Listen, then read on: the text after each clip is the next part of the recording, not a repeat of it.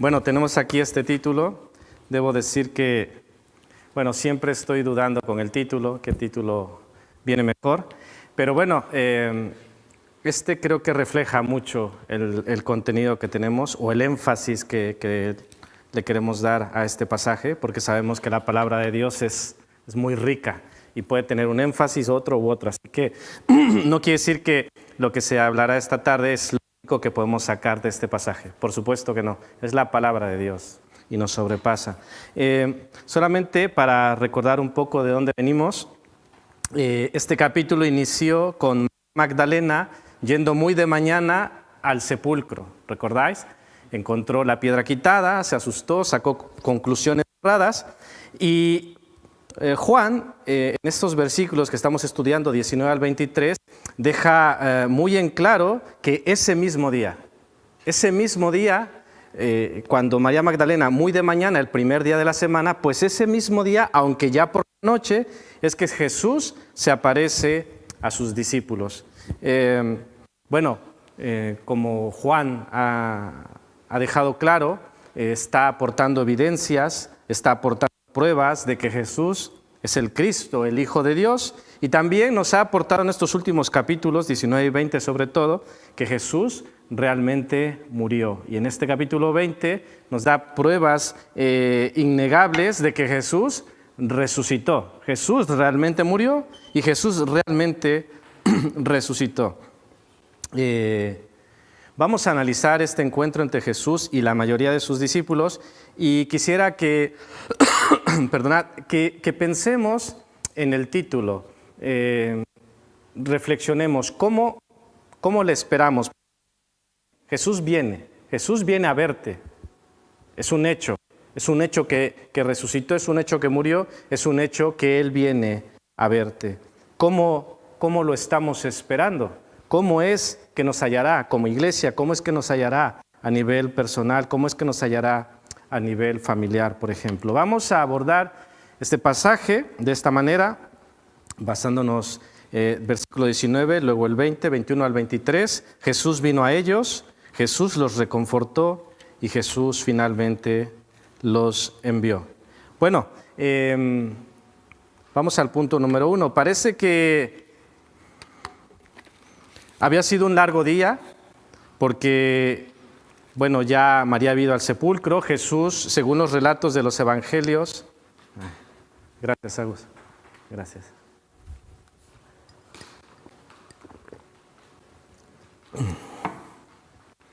Según los relatos de los evangelios y de algunas cartas, por lo menos Jesús había hecho 5 apariciones durante ese día, después de su resurrección. Podría decirse que había estado bastante ocupado. Ya hemos visto al inicio de este capítulo que se apareció a María Magdalena y de acuerdo a los relatos de los otros evangelios, también se apareció a otras mujeres, Mateo 28, 9 y 10, por ejemplo. También, según 1 Corintios 15, 5 y Lucas 24, 34, también se había aparecido a Cefas. ¿Quién era Cefas? El famosísimo Pedro, ¿verdad? Y también se había aparecido a unos discípulos que iban a Emaús. Así que había sido un día completito y finalmente, al caer la noche, se presenta ante aquellos, fijaros, ante aquellos que no habían creído, pero que ya se les había dicho que Jesús había resucitado. Estaba pensando en Juan, que estaba entre estos discípulos. Juan nos dice en 28, versículo 8 de este mismo capítulo, que él había creído, que había visto y había creído. Pero ¿qué es lo que había visto Juan? Había visto los lienzos y para él había sido suficiente, él había creído. Pero él hasta este momento no había visto a Jesús resucitado. Sin embargo, otros sí que le habían visto resucitado e incluso María Magdalena ya les había dicho a los discípulos lo que había pasado. Pero ellos, a pesar de la información, a pesar del testimonio, no habían creído. Quiero que pensemos en una pregunta que quizá resulte natural. ¿Por qué estaban reunidos? Habían pasado muchas cosas. Jesús acababa de ser ejecutado. Y me gusta cómo un comentarista responde a esta pregunta de una manera muy ilustrativa. Dice, al ser herido el pastor, Estas ovejas habían sido dispersadas, pero la oveja es un animal sociable. Y pasada la tormenta, la manada pequeña volvió a reunirse. Es como una versión romántica, ¿no?, del por qué estaban reunidos. Pero podemos pensar en que estaban reunidos por muchas cosas. De hecho, estaban reunidos, pero estaban a puertas cerradas. Ciertamente habían buscado asociarse, pero estaban reunidos por miedo y por incredulidad. Incredulidad porque ya se les había dicho que Jesús vivía, pero como hasta entonces no lo habían creído, y además tenían miedo porque se habían ejecutado a su maestro, no era descabellado pensar que podrían ir a por ellos para también matarlos. De hecho, es una de las razones por las que Pedro negó y por lo que muchos le abandonaron, o más bien todos le abandonaron en el huerto de Getsemaní. Pero también, así como podemos tener este énfasis negativo de que estaban juntos por miedo y incredulidad, también podríamos destacar que estaban juntos. Y eso también es importante. Ante la adversidad, incluso ante el miedo, ante la duda, es bueno juntarse, es bueno reunirse, porque somos ovejas, porque somos gente que sigue al mismo Señor. Y sobre esto, y como decía al principio, en la introducción, cuando venga Jesús, ¿nos hallará unidos? ¿Nos hallará juntos? Porque Jesús vino a ellos. Con todo y las puertas cerradas, Jesús vino a ellos. ¿Cómo los halló? ¿Cómo nos hallará a nosotros? Donde nos encontremos, estemos donde estemos, Jesús vendrá a nosotros y nos hallará. La importancia de aquí es pensar en cómo nos hallará. Imaginaros si nos hallará aquí orando o si nos hallará fuera haciendo nuestra vida. ¿Cómo es que el Señor nos hallará? Bueno, voy a la letra A, que dice aquel mismo día, versículo 19. Sobre este versículo se comenta mucho sobre el sábado judío, pero Juan se encarga de reafirmar que era el primer día de la semana. Aquí puede haber confusión para algunas personas según cómo lo lee Juan respecto a los otros evangelios. Los otros evangelios que se escribieron antes de Juan lo ven mucho desde la perspectiva judía. Y sabemos cómo se medía el tiempo según los judíos. Pero Juan lo ve más desde la perspectiva grecorromana. Entonces, ahí es donde se aclaran nuestras dudas de por qué, si era ya por la noche, porque de acuerdo a los judíos, si Jesús vino a sus discípulos cuando ya era de noche, ya no era el primer día de la semana, ¿me entendéis? ¿Sí? ¿Vamos bien? Porque al caer el sol ya era el siguiente día. Y claro, dice que Él vino de noche, pero dice Juan que el mismo día. Entonces, claro, decimos, ¿cómo va a ser el mismo día? Porque Juan lo está mirando desde la perspectiva romana. Entonces dices, claro, desde esa perspectiva entendemos que era el mismo día, como lo leemos nosotros. Para nosotros es el domingo, desde la mañana, desde que pasa el reloj hasta la noche. Es el mismo día, pero sabemos que no era así para los judíos. Pero no me quiero enrollar con esto. Lo que sí quiero enfatizar es que Jesús vino a ellos ese mismo día. Ese mismo día tenía que hacerse presente. Podríamos pensar, a ver, se tomó su tiempo, o quizá pudo haberse tomado más su tiempo. Pensad en lo que nosotros hubiésemos, o cómo hubiésemos reaccionado nosotros. Estaríamos dándole vueltas, ¿les perdonaré o no les perdonaré? A ver, me han traicionado, me han abandonado, me han negado, me han vendido, no sé si ir. Además, parece que ellos no sabían mucho de las cosas, eran incrédulos, pero Jesús evidentemente no piensa como nosotros podemos llegar a pensar. Él, como buen pastor, no tardó en presentárseles y además se presenta vivo y victorioso sobre la muerte y sobre el pecado. Se presenta ante aquella manada pequeña que estaban reunidos. Por cierto, como también nos dice el versículo 19, estaban con las puertas cerradas. Yo quiero preguntar, ¿recuerdas por qué lloraba María Magdalena? porque se habían llevado a su Señor. Y además, claro, evidentemente y por consiguiente, no sabía que Jesús estaba vivo. Yo pregunto, ¿por qué estaban encerrados los discípulos?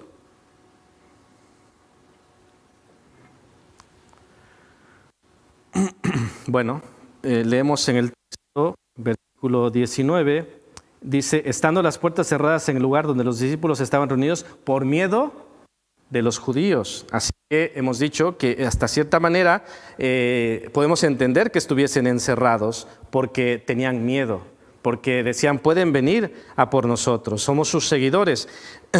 Pero también, como ya he mencionado, también estaban encerrados porque no creían que Jesús había resucitado. Es decir, ellos ya lo sabían, pero hasta el momento no había sido suficiente y dudaban. Fijaros lo que dice Marcos 16, 11 y 12. Dice, ellos cuando oyeron que vivía y que había sido visto por ella, por María Magdalena, este es el testimonio de María Magdalena, dice Marcos 16, 11, no lo creyeron.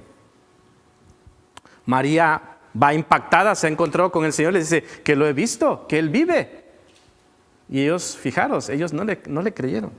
Y dice, pero después apareció en otra forma a dos de ellos que iban de camino yendo al campo. Dice versículo 13, ellos fueron y lo hicieron saber a los otros y fijaros, y ni aún a ellos creyeron. Bueno,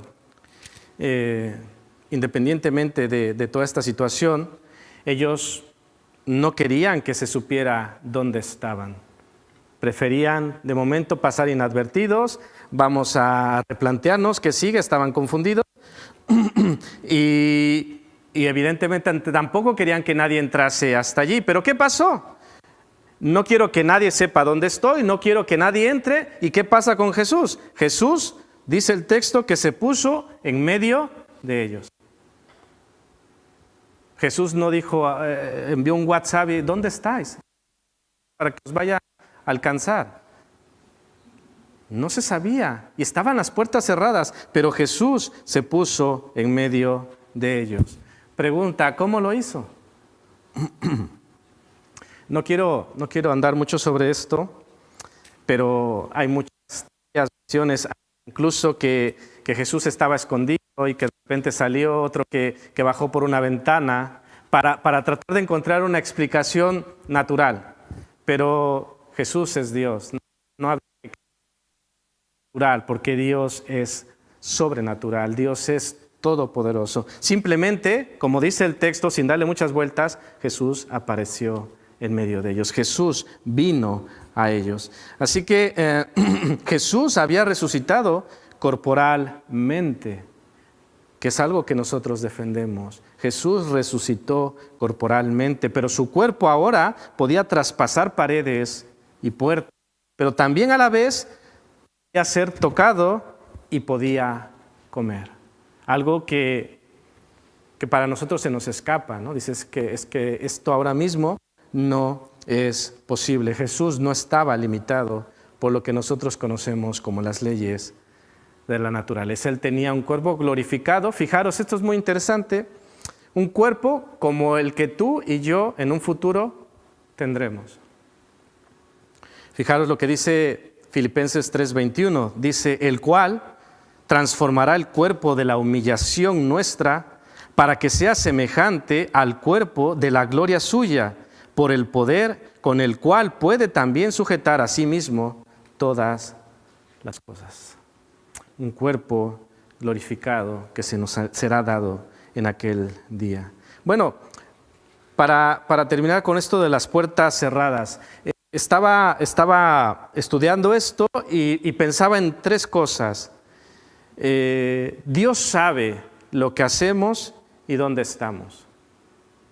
Ante la gente podríamos decir, nadie sabe lo que estoy haciendo, estoy encerrado, nadie me ve, pero no, Dios sabe dónde estamos. Y Dios viene y puede venir a nosotros y ponerse en medio de nosotros. Y también, en este sentido, pensaba, ¿hay algo que pueda impedir a Jesús venir a ti? ¿Hay algo que realmente le impida a Jesús venir a ti? ¿Un muro? ¿Una puerta? ¿Una caja blindada? ¿Hay algo que le impida venir a ti? De hecho, no le impidió nada hacerse como uno de nosotros, despojarse a sí mismo y hacerse uno como nosotros, pero no igual, sino sin pecado. Pero así como podemos estar seguros que no hay nada que no hay nada que impida que Jesús venga a nosotros, hemos de darle vuelta a la pregunta y pensar, ¿hay algo que me impide a mí venir a Jesús? Y ahí sí que nos encontramos algunas que otras cosas, ¿cierto? ¿Qué cosas nos pueden impedir venir a Jesús? No estoy hablando de puertas cerradas, no estoy hablando de muros, pero ¿de qué cosas sí estoy hablando que nos impiden muchas veces ir a Jesús? ¿Qué se os ocurre? Pecado. ¿Qué más? Falta de fe. Intereses. Por ejemplo, algo que nos puede impedir venir a Jesús puede ser el dinero, puede ser la falta de tiempo, puede ser la propia familia que nos impida venir a Jesús, el placer, por ejemplo, el éxito, el qué dirán. Hay muchas cosas que pueden, entendedme, impedir que yo venga a Jesús, que no debería, pero que al final sí muchas veces resulta de esta manera. Y también decía tres cosas. Los discípulos no sabían que Jesús había resucitado. Es pregunta, ¿los discípulos no sabían que Jesús había resucitado o no querían creer? De acuerdo a lo que hemos leído, ¿qué pasaba? No querían creer, no creían. Ellos ya lo sabían, pero no creían. Y yo esto me lleva a pensar, ¿y nosotros y tú no sabes o no quieres creer? En la mañana María nos enseñaba sobre el noviazgo cristiano y decía que nadie pueda decir, bueno, estoy parafraseando, no lo dijo exactamente así, pero que nadie diga que no se dijo. Es decir, hemos dicho lo que dice la Escritura en este sentido, que al rato nosotros, los adultos, y también los chicos, los adolescentes y jóvenes, no puedan decir, a mí nadie me dijo. Los discípulos no podían decir, a nosotros nadie nos había dicho que Jesús ya había resucitado. Yo no sabía, no, sí sabían. No habían creído. Podemos estar de acuerdo o no, podemos juzgarlos o no. Pero lo cierto es que ellos no habían creído. Pero es ahora preguntarnos nosotros, ¿no sabemos que Jesús vive? ¿No sabemos que Jesús resucitó? ¿No sabemos que Jesús vino a salvarnos? ¿No sabemos que Jesús vino a pagar? ¿No sabemos que hemos pecado y que necesitamos arrepentirnos, apartarlo de lo malo y poner nuestra fe en Jesucristo? ¿No lo sabemos o no lo queremos hacer? Son dos cosas distintas. De manera que un día, cuando seamos llamados a cuentas, porque seremos llamados a cuentas, no podamos decir, bueno, Señor, yo no sabía. A mí nadie me dijo nada. No, sí sabíamos. Otra cosa es que todo eso que impide o que nosotros nos ponemos por en medio, entonces eso es lo que realmente nos impidió venir a Jesús, postrarnos ante Él y entregar nuestra vida completamente. Jesús vino a ellos. ¿Para qué vino a ellos? Pues para traer paz, para consolarlos. Cuando Jesús dice paz a vosotros, sabemos que este era un saludo judío convencional. Shalom, paz a vosotros. Pero en estas circunstancias en que se da, me recuerda otros momentos parecidos. Por ejemplo, Juan 6, 20 y 21 dice, cuando Jesús caminó sobre las aguas y ellos temieron porque dijeron, ¿es un fantasma o qué pasa? Jesús les dijo, yo soy, no temáis. Ellos entonces con gusto le recibieron en la barca, la cual llegó enseguida a la tierra donde iban. Bueno, no es para menos que ellos estuviesen sorprendidos. Vas en una barca y de repente ves a alguien que viene, hombre.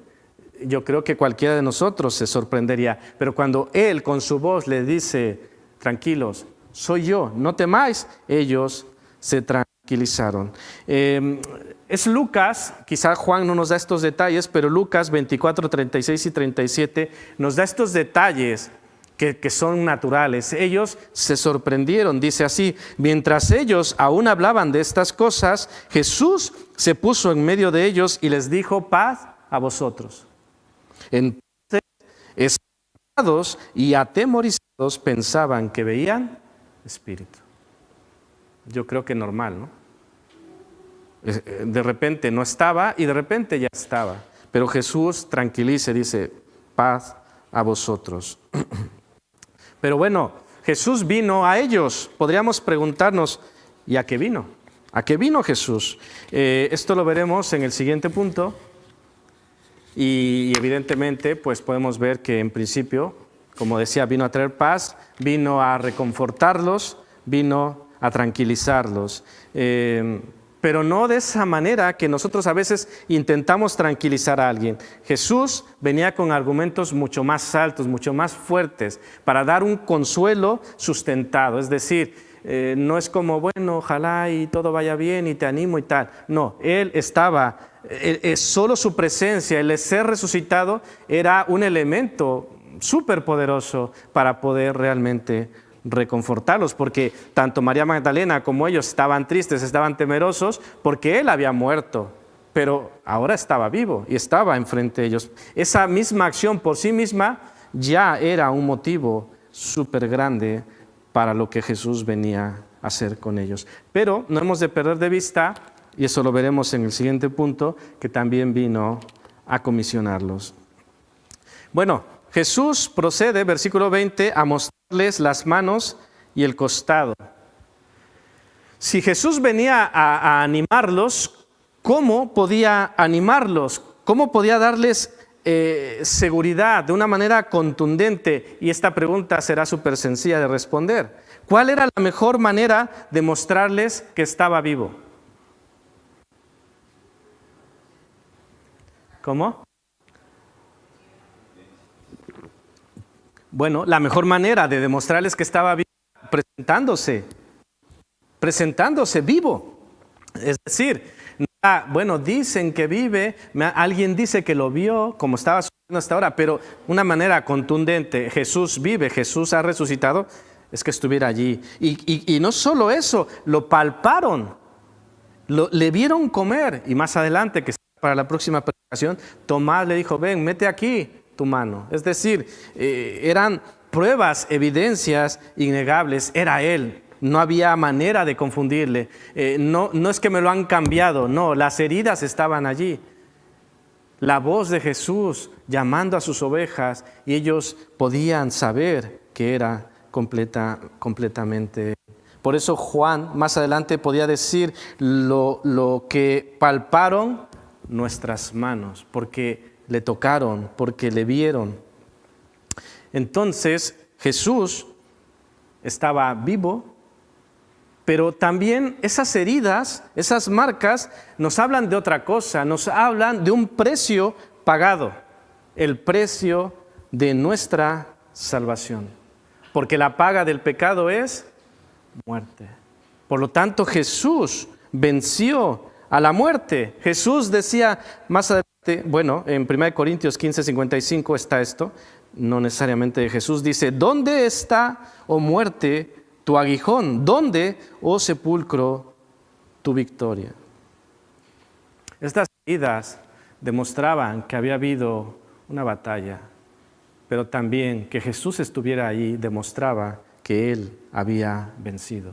Había vencido al maligno, había vencido al pecado y había vencido a la muerte. Jesús se presentó vivo, se presentó vencedor, y casi que de manera natural, como dice el inciso B, los discípulos se regocijaron. Es lo que dice el versículo 20. Dice: y cuando les hubo dicho esto, les mostró las manos y el costado, y los discípulos se regocijaron viendo al Señor. Había muchas emociones allí encontradas, ¿no? Y yo creo que es natural, estaban maravillados. Tal era como estaban ellos impactados, porque fijaros lo que dice Lucas 24:41. Dice: y como todavía ellos de gozo no lo creían y estaban maravillados, les dijo: ¿tenéis algo aquí de comer? podríamos decir, si se permite la expresión, es que pasaron de una incredulidad negativa a una positiva. Es decir, primero su incredulidad, bueno, no creían que él había... Pero ahora, al verle, estaban tan impresionados que, como dice el texto, que ahora de gozo era tal el impacto que no lo creían. Cuando nos pasa algo súper bueno, ¿nos ha pasado? No lo puedo creer. Es que no lo puedo creer. Pero es que sí lo crees y lo estás celebrando, pero es tan grande que dices que no lo puedo creer. Es un poco lo que pasaba con estas personas. Y fíjate, así como en Jesús se cumplieron muchas profecías, también se cumplían y se seguían cumpliendo lo que Jesús había dicho. En Juan 16, 22, Jesús había dicho, os volveré a ver y se gozará vuestro corazón. ¿Y qué estaba pasando aquí? Lo que Jesús había dicho que pasaría. Voy a morir, voy a Jerusalén, voy a padecer, es necesario que muera, pero también es necesario que al tercer día resucite. Y os volveré a ver y os gozaréis y se gozará vuestro corazón. Ahora se gozaban. ¿Por qué se gozaban? Porque Jesús había resucitado, pero se gozaban porque ahora conocían la verdad. La habían escuchado, pero no habían creído, pero ahora lo palpaban, lo miraban y creían, y evidentemente, y como resultado, se regocijaban. Esto sucedió con ellos. Quiero que pensemos en qué pasa en nosotros. Existe una verdad. Discípulos de Jesús, aquí estoy vivo, tocadme. Existe una verdad. Iglesia del Señor, Jesús está vivo. ¿Qué produce en ti esta verdad? ¿Crees que Jesús vive? ¿Creéis que Jesús vive? Si esto es una verdad en la que creemos, ¿qué produce en nosotros? ¿Qué debe producir? Gozo.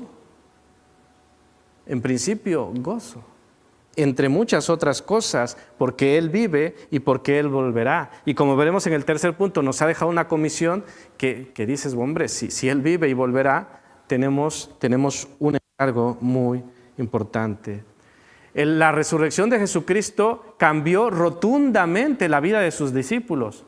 Lo hemos dicho en otras ocasiones. Eran temerosos, eran huidizos, y después de que vieron a Jesús resucitado, ¿ahora a qué estaban dispuestos estos discípulos? Estaban dispuestos a morir por su Señor, porque habían visto que esto era verdadero. No estaban dando su vida por una mentira, sino estaban dispuestos a dar su vida por esta verdad que habían conocido. Y esa verdad que ellos conocían y que cambió su vida, es esa misma verdad que tú y yo hemos recibido. Y esa verdad, de manera natural, debe transformar nuestras vidas radicalmente. Si es que esa verdad es real para nosotros. Bueno, recibieron la paz del Señor. Dice el versículo 20 que les repitió esta frase, paz a vosotros. Primeramente, podemos pensar que era tranquilizarlos, estaban conmocionados, pero esta segunda vez parece que intenta captar su atención. Es decir, escuchadme que os voy a decir algo importante. ¿Y qué es eso importante que les iba a decir? Versículos 21 y 23 al 23. Dice, paz a vosotros, como me envió el Padre, así también yo os envío. Jesús los envió.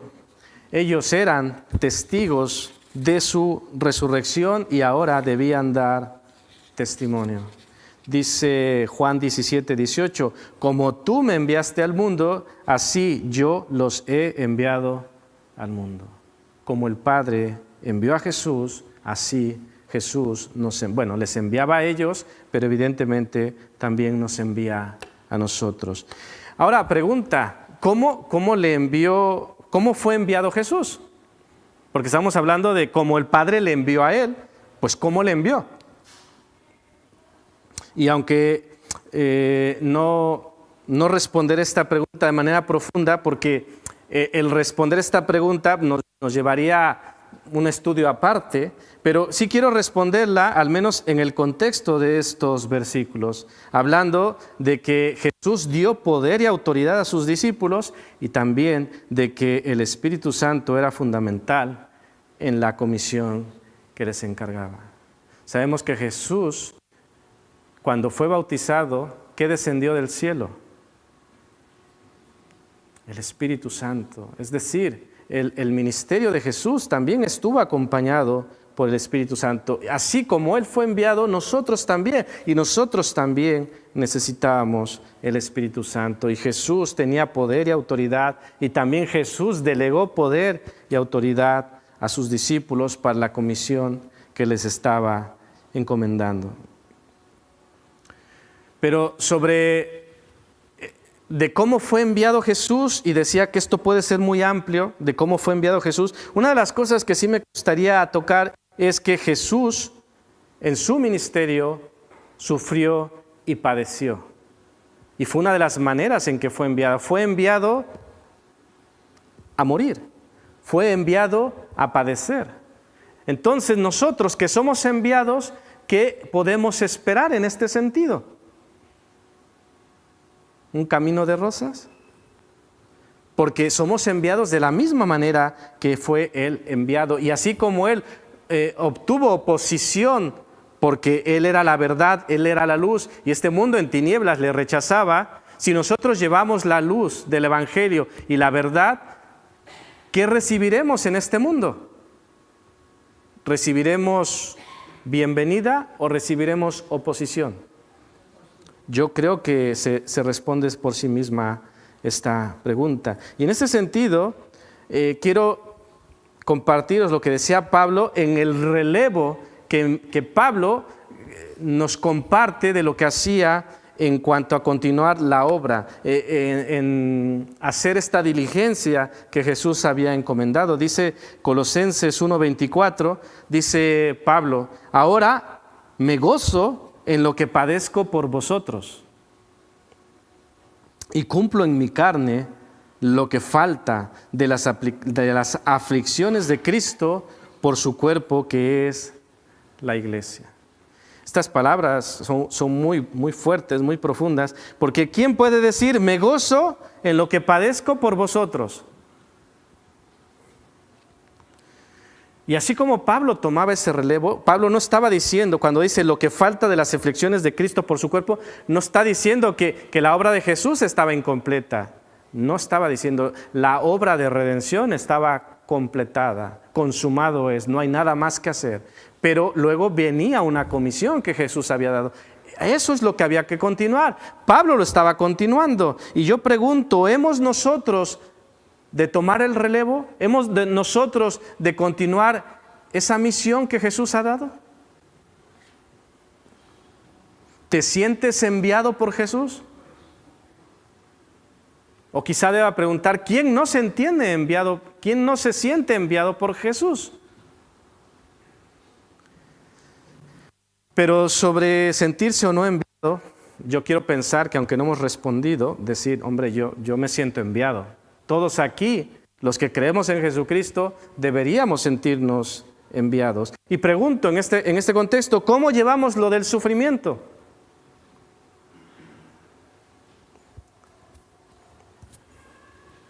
Y yo debo decir que muchas veces no lo llevo bien. Porque Pablo decía, me gozo de lo que padezco por vosotros. Y muchas veces yo no me gozo.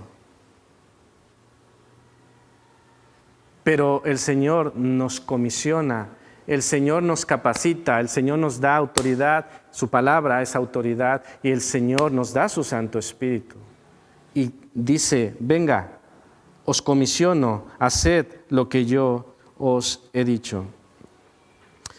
Quiero pensar en 2 Corintios 5, 18 al 20, dice, y todo esto proviene de Dios, quien nos reconcilió consigo mismo por Cristo, y nos dio el ministerio de la reconciliación.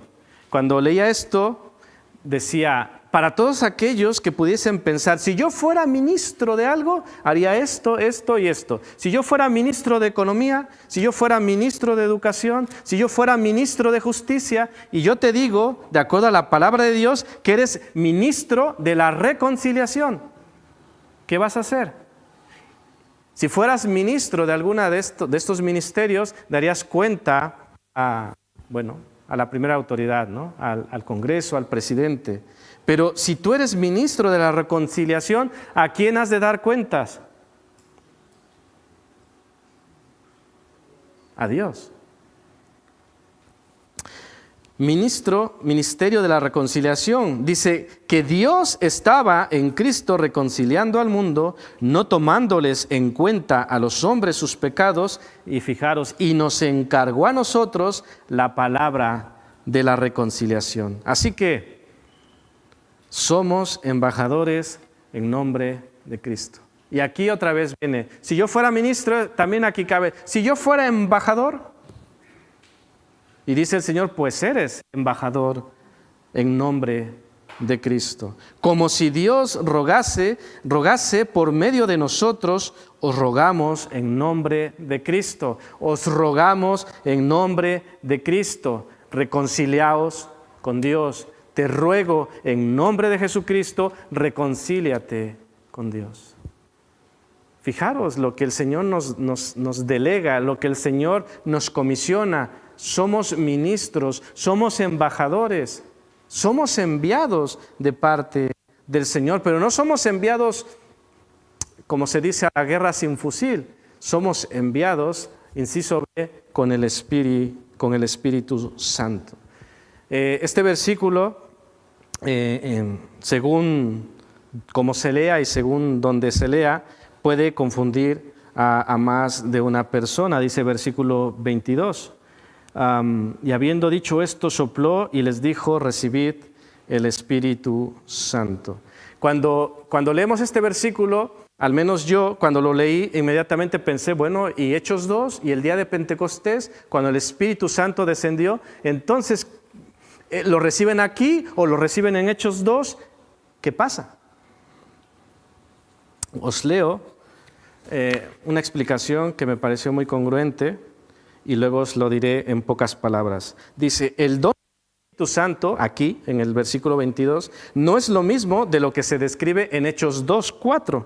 ¿Por qué? Primero, para empezar, el primero acontece mientras Jesús está aquí en la tierra con sus discípulos, y el segundo, Hechos 2, después de que Jesús ha ascendido al cielo. Podemos decir que esta primera ocasión fue arras, mientras que el segundo era su venida manifiesta y permanente para morar en ellos.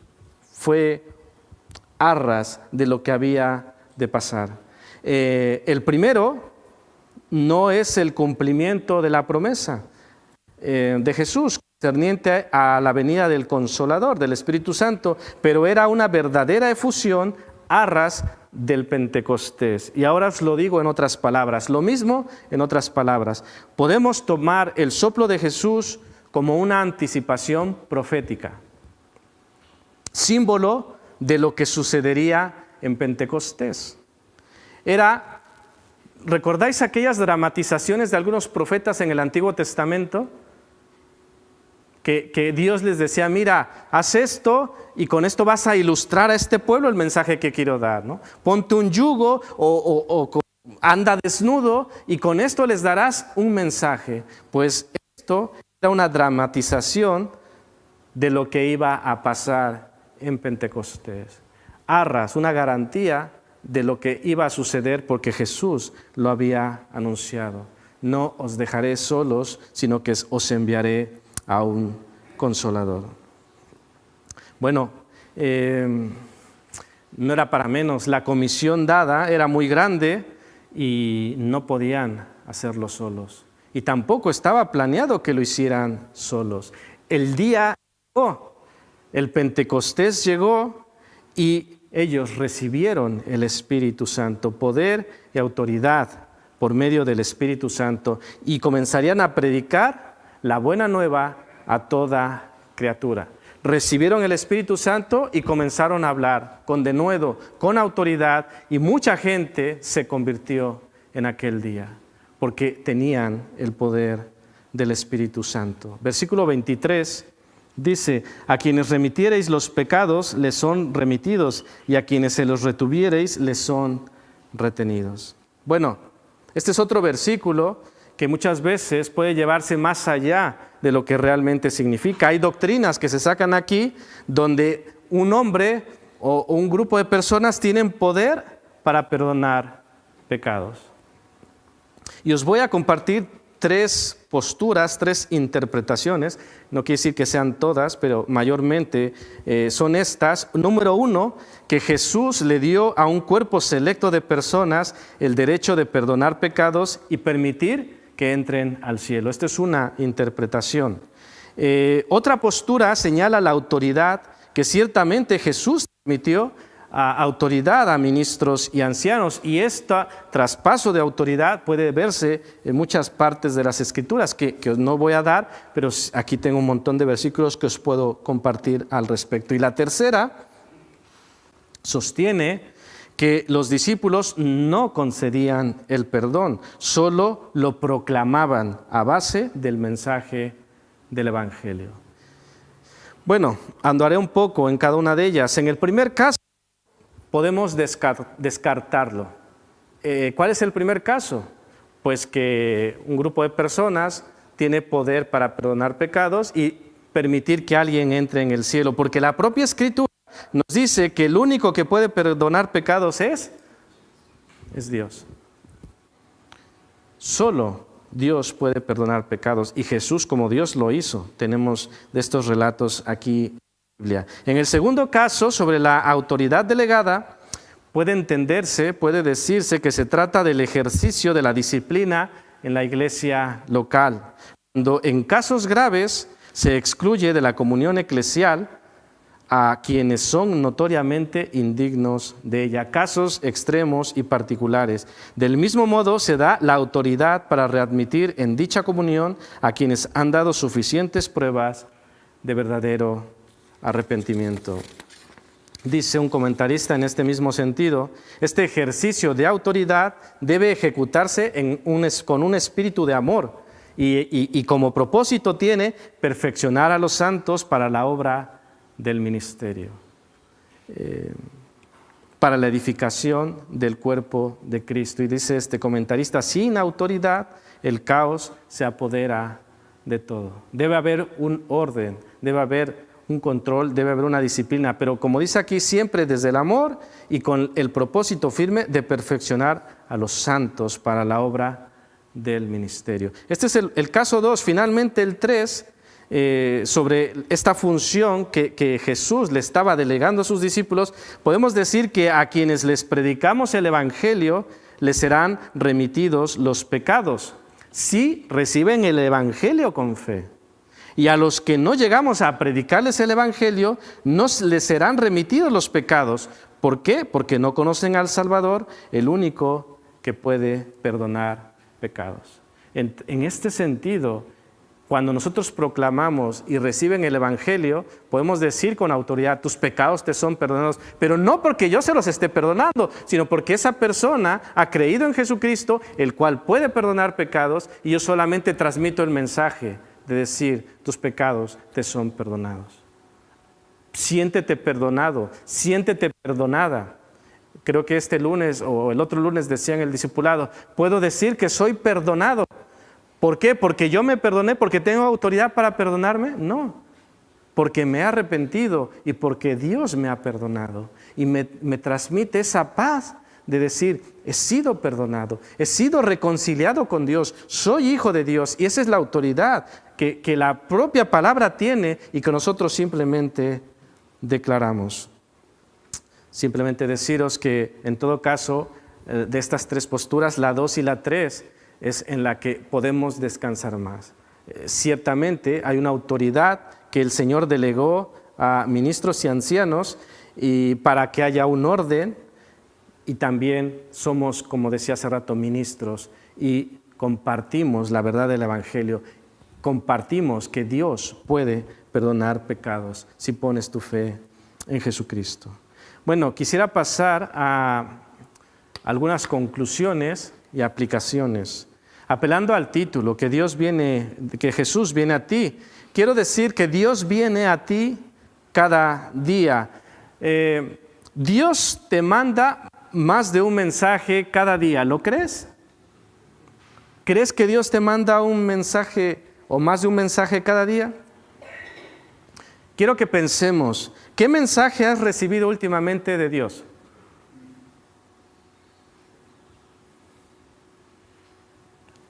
Si en este momento viene a tu mente, sí, el Señor me dijo esto, porque estuve leyendo, porque tuve una charla espiritual y un hermano me compartió, estaba orando, vino esto a mi mente, maravilloso.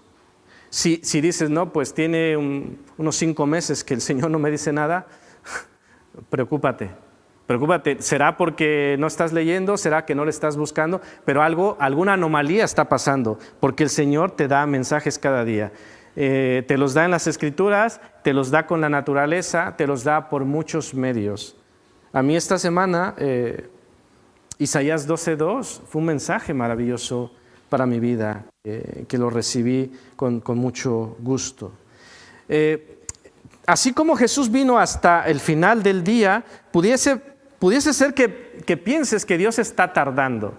Puede ser que pienses, no sé, no veo que el Señor responda, no veo que el Señor haga algo en mi vida. Creo que el Señor se le está haciendo tarde, pero no es así. Jesús tiene sus tiempos y Jesús ha venido y en todo caso Jesús vendrá.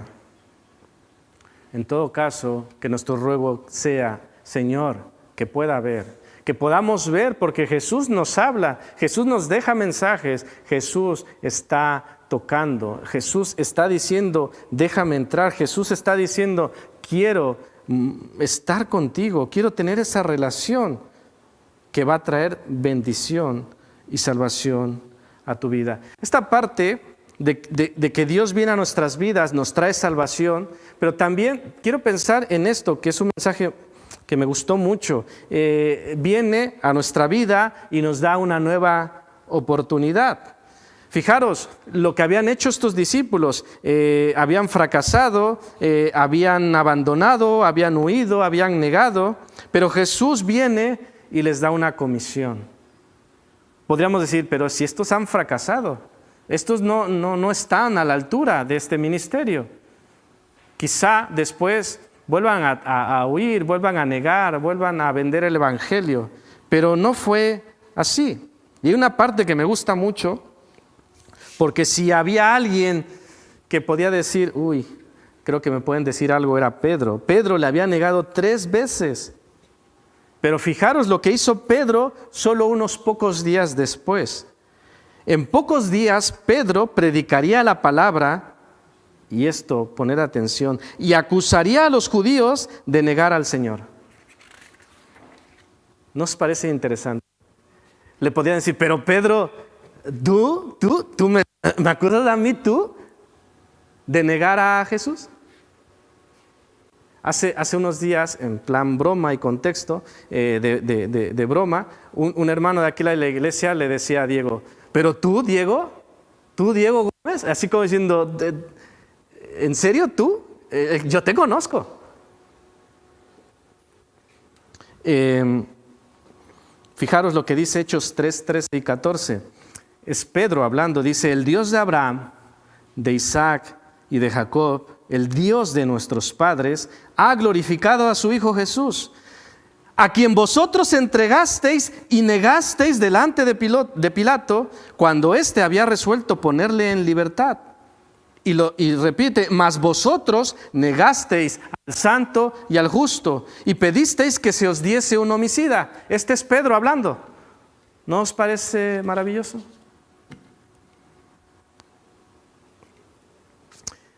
Y miles serían salvos con este mensaje. Pedro estaba dando la verdad del Evangelio y Pedro estaba lleno del Espíritu Santo. ¿Has negado a Jesús? ¿Has traicionado a Jesús? ¿Le has mentido a Jesús? Yo sí. Pero fijaros, Jesús viene a tu vida y te da otra oportunidad.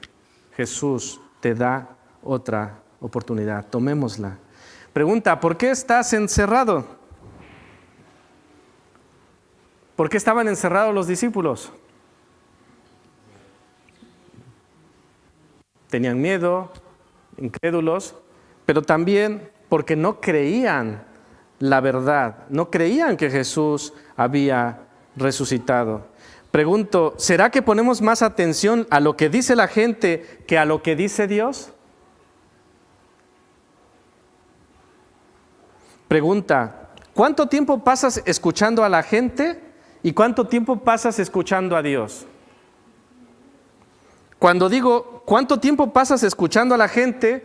Me puedo referir a llamadas, a WhatsApps, a redes sociales, vídeos. Eso es escuchar a la gente. Y piensa, ¿cuánto tiempo pasas escuchando a la gente y cuánto tiempo pasas escuchando a Dios? Biblia, oración, predicación, charla espiritual. Compara, haz un ejercicio. ¿Cuánto tiempo pasas escuchando a la gente? ¿Pasas minutos y minutos escuchando audios de WhatsApp, llamadas de mucha duración, escuchando a los hombres lo que dicen, lo que es, lo que no es, lo que está bien, lo que va a pasar? ¿Y cuánto tiempo pasas escuchando a Dios? Y muchas veces podremos llegar a la conclusión que al día me paso 2 horas escuchando a la gente y hay veces que no me paso ni 5 minutos escuchando a Dios. ¿Cierto o falso? Entonces, ¿a quién escuchas más? Y si escuchas más a la gente que a Dios, ¿qué va a salir de eso? ¿Qué puede salir de eso? Muchas veces no va a salir algo bueno. Escuchemos más a Dios. Ellos estaban encerrados por temor e incredulidad. ¿Por qué cosas nosotros solemos encerrarnos? Entended que es algo figurado, no estoy hablando de... ¿Por qué solemos encerrarnos? Ellos necesitaban la verdad de Dios para ser libres. Dice la palabra de Dios, conoceréis la verdad y la verdad os hará libres. ¿Cuál es la verdad? Que Jesús ya vino, que Jesús ya resucitó, que Jesús viene a verte, que Jesús viene a darte una nueva oportunidad. No te encierres, abramos las puertas. El Señor quiere que seamos libres. Y como se le decía a Elías, sal de la cueva, ¿recordáis? Una historia también en este sentido muy, muy parecida. Termino con el último punto que dice paz a vosotros. Sabemos que esto era principalmente un saludo, pero ahora este saludo tenía un significado mucho mayor, especial. A la luz de lo que Jesús había hecho en aquella cruz, Él podía decir anticipadamente a sus discípulos en el 14:27 de Juan, mi paz os doy.